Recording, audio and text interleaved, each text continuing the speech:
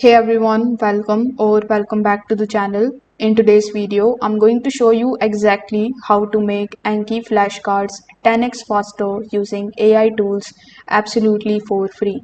So whether you are studying medicine, languages or exams, this trick will save you hours of manual typing.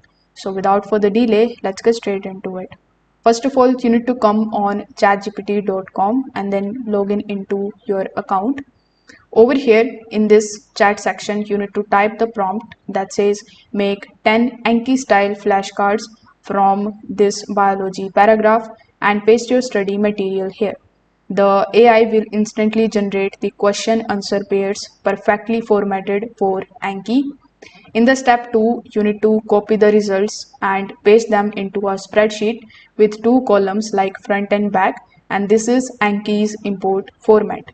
Now you can use some of the tools like we have Anki GPT, or you can also use Glasp that are actually built specifically to create the flashcards from text, notes or YouTube videos.